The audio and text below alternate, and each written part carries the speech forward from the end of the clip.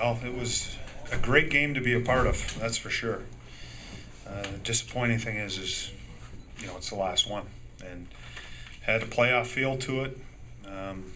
This was a Game 7 for Dallas, a do-or-die game. We knew that. The intensity was great. I thought our guys battled and competed. I talked to them about pride and being proud of the way you played. Real proud of the way the guys played tonight. So it leaves you with a little bitter taste of winning a game like this, because it sure would be great to play 15 or 20 more like that. But I'm real happy with the way the guys played tonight. Did you watch the Chicago game? I saw bits and pieces of it. Actually, I got text messages from my wife just to kind of let me know what was going on with the game.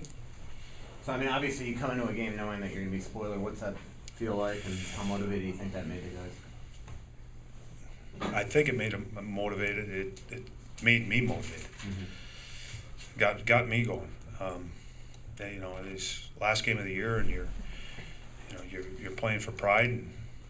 But when it means something, I think like this, without question, it added a little bit of an edge to everybody in the room. Some of the young kids, again, I mean, Gil seems to be, really making, his statement that he should try to at least be on this team next year. And how good is that to see from a guy like that? You need push from young players, and it's great to see it. I thought he used his size really well tonight. Still has a lot of growing to do, but I thought an impactful player tonight, and that's what that youthful energy, that shot there, that he jumps out on the ice and he plays hard and finishes checks and wins battles. He's not perfect, but you know what you're going to get from him every single shift. This team's needed a goal scorer, and it looks like you found one in Brad Staubitz, huh? He's hot right now. Yeah. It's the way that you look at his goals, pretty much going to the net and picking up rebounds or deflections, and it's a huge goal for us. And to score the first goal of the game and get the crowd going, I'll tell you, the fans were great tonight. That was one of the loudest that I can remember our building being. And from a standpoint, standings position, the game really meant nothing. But the fans were into the game. Our guys were into the game. Again, the game had a great feel to it. It really did. Does that make it even more disappointing? Yeah.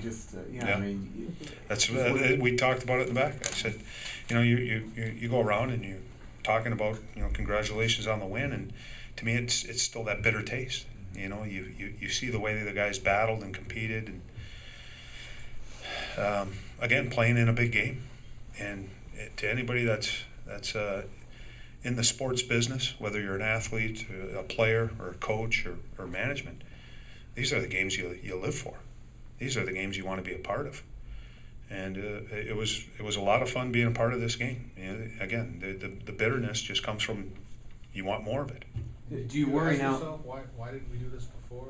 Why is it different today? We've asked ourselves why a lot. Especially at home, right? I mean, because on the road last year was the problem. You fixed that. Well, I'm not even looking at that. I'm looking at I'm not even sure how many games were left. It was basically our road game in Nashville. Mm-hmm. That 4-game road trip: Nashville, Dallas, and then we headed out west, Vancouver, San Jose. And that's one thing. Now you have some time where you can really sit back and reflect and go back, and we'll sit down and talk as a staff. It's not that we haven't talked about it, but when you're in the season, you're preparing for games, and you don't want to go backwards too much. But it's something that needs to be discussed without question. Can I ask? I mean, you last yesterday one coach is fired, today another. I mean, do you worry now about your future? Worry. Again, I think I told you before, peace of mind and putting your head on the pillow at night, and with my job and doing certain things, or without question, I think you look back, it's always hindsight. Would you do some things differently? Yeah, absolutely. There's some things I would do differently. But for the most part, there's not too many things I would change. Great staff, working, great assistant coaches, great equipment staff, medical staff, worked really hard this year, really hard. And there's not too many things I would change. That being said, do you see a lot of changes in this roster this offseason? That's too early to comment on that. Again, we just finished, and we have some time to reflect back, and as a coaching staff, sit down and talk. And I'm sure there's going to come a time where we sit down and talk with Chuck, and then we'll go from there. In this last month or so, when the team was sort of stress tested, were there things you saw that you didn't know before about the team? Were there things that you discovered that you'll have to deal with going forward on what certain guys can do and can't do? Well, from a coaching standpoint, without a question, it's not some things that I'm going to get into with you guys right now, just because I think it's more of a team thing that we need to talk about and discuss. But I think it would be foolish and silly if we didn't look over the past 15, 16 games and figure out what went wrong and why it went wrong. Because again, for the good portion of the season, you go back and you always remember the kind of the now and what's happening now, and that's kind of the reporter's job too. It's what's happening now, and I look back over the season and did a lot of really good things. I think we accomplished some things. I mean, it probably doesn't seem that way. That's the way I feel. To me, there was growth. There was growth in players. There was growth in the chemistry, culture, things that we want to create here and build upon. But it still leaves you with that disappointment of the finish. It was a great game tonight.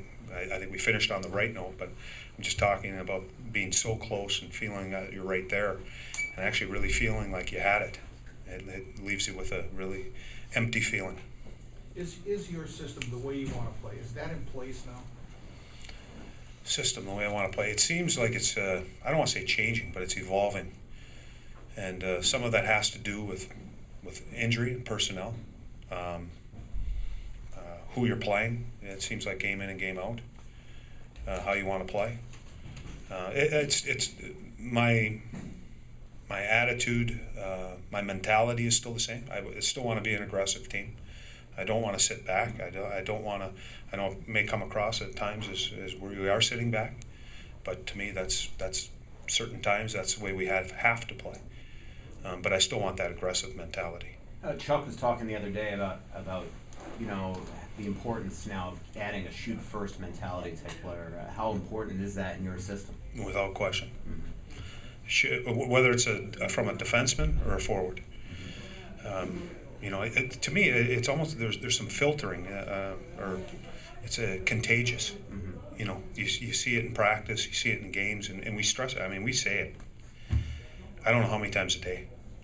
I'm talking a day, and I'm not talking, a week. I'm talking a day. How many times we say shoot the puck and go to the net? And I think it creeps in, and one guy does it, another guy starts doing it, and then this is what you get. And we talk about it. And then, again, it comes down to, without question, me getting more of the players to do it.